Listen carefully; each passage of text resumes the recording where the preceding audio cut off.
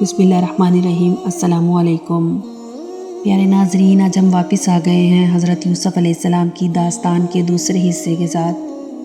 پچھلے حصے میں ہم نے دیکھا کہ کیسے آپ کے بھائیوں نے حسد میں آ کر آپ کو کنویں میں پھینک دیا تھا اور پھر آپ کو مصر کے بازار میں بیچ دیا گیا۔ ہم نے زلیخا کی محبت، حضرت یوسف کی پاک دامنی کی کہانی بھی دیکھی، جو آپ کے مضبوط ایمان اور صبر کی علامت ہے۔ لیکن یہ داستان یہاں ختم نہیں ہوتی۔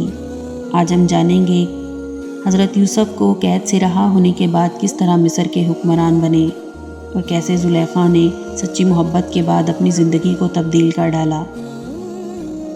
ویڈیو کو سٹارٹ کرنے سے پہلے اگر آپ ہمارے چینل پر نئے ہیں تو لائک اور سبسکرائب کر دیں۔ جب زلیخا نے حضرت یوسف پر جھوٹا الزام لگایا تو آپ کو قید کر دیا گیا۔ قید میں بھی حضرت یوسف نے اپنا ایمان اور اللہ پر بھروسہ مضبوط رکھا۔ آپ نے قیدیوں کے ساتھ اچھا سلوک کیا اور ان کے خوابوں کی تعبیر بیان کی، جس سے قیدی آپ کے اخلاق اور علم سے بہت متاثر ہوئے۔ ایک دن مصر کے بادشاہ نے ایک عجیب و غریب خواب دیکھا جسے کوئی سمجھ نہیں پایا۔ بادشاہ نے اپنے دربار میں موجود تمام دانشوروں کو بلایا، لیکن کوئی اس خواب کی تعبیر نہ بیان کر سکا۔ اسی دوران ایک سابقہ قیدی جس نے حضرت یوسف سے خواب کی تعبیر سیکھی تھی، بادشاہ کو آپ کے علم کے بارے میں بتایا۔ حضرت یوسف کو قید سے نکال کر بادشاہ کے دربار میں بلایا گیا۔ آپ نے اللہ کے فضل سے بادشاہ کے خواب کی تعبیر کی کہ 7 سال تک زمین پر فروانی ہوگی اور پھر 7 سال قحط پڑے گا۔ آپ نے بادشاہ کو مشورہ دیا کہ ان سالوں کی منصوبہ بندی کیسے کی جائے تاکہ لوگ قحط سے بچ سکیں۔ حضرت یوسف کی بصارت اور حکمت نے بادشاہ کو بہت متاثر کیا اور آپ کو مصر کا خزانہ دار وزیر مقرر کر دیا گیا۔ یہ حضرت یوسف کے صبر اور اللہ پر توکل کا صلہ تھا اور آپ کو قید سے نکال کر ایک اعلیٰ مقام پر فائز کر دیا گیا، اور اللہ نے آپ کو مصر کی سرزمین میں عزت اور طاقت عطا کی۔ جیسے یہ قحط کے دن آئے، حضرت یوسف کے بھائی اناج لینے کے لیے مصر پہنچے۔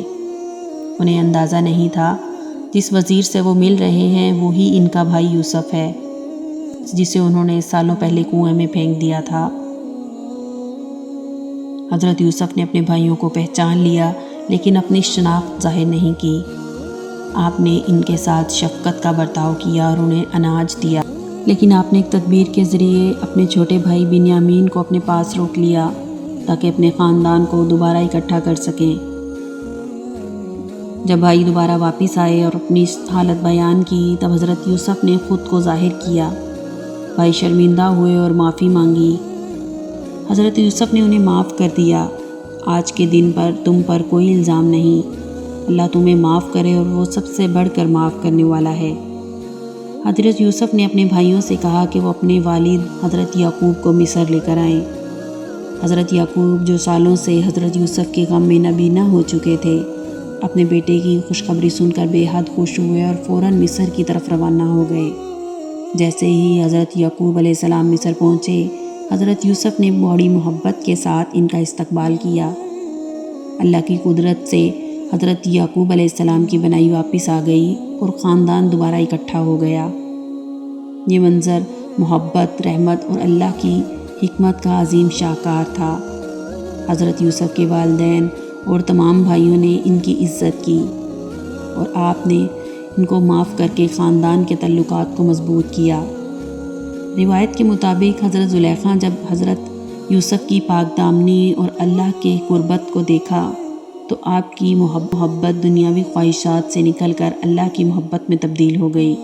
زلیخا نے سچی توبہ کی اور اپنی غلطیوں پر ندامت کا اظہار کیا۔ اللہ نے ان کی توبہ قبول کی اور ان کی زندگی کو تبدیل کر ڈالا۔ زلیخا جو پہلے شاہی محل میں ایک بااثر خاتون تھیں، اب وہ اللہ کی بندی بن کر رہ گئیں۔ کئی سالوں بعد جب حضرت یوسف علیہ السلام نے زلیخا کو دیکھا تو ان کی حالت تبدیل ہو چکی تھی، لیکن ان کے دل میں موجود محبت، اخلاص ویسے ہی قائم تھا۔ حضرت یوسف نے اللہ کے حکم سے زلیخا سے نکاح کیا۔ ناظرین، حضرت یوسف علیہ السلام کی یہ داستان ہمیں یہ یاد دلاتی ہے کہ زندگی میں بہت آزمائشیں آتی ہیں، لیکن اللہ پر بھروسہ، صبر ہمیشہ کامیابی کی کنجی ہے۔ یہ کہانی ہمیں معاف کرنے، محبت کرنے اور اپنی زندگی کو اللہ کی رضا کے مطابق گزارنے کی ترغیب دیتی ہے۔ کوئی یہ کہانی پسند آئی ہو تو ویڈیو کو لائک کریں، سبسکرائب کریں اور اپنے خیالات کمنٹس میں ضرور لکھیں۔ اگلی ویڈیو میں مزید دلچسپ کہانیاں لے کر آئیں گے۔ اللہ حافظ۔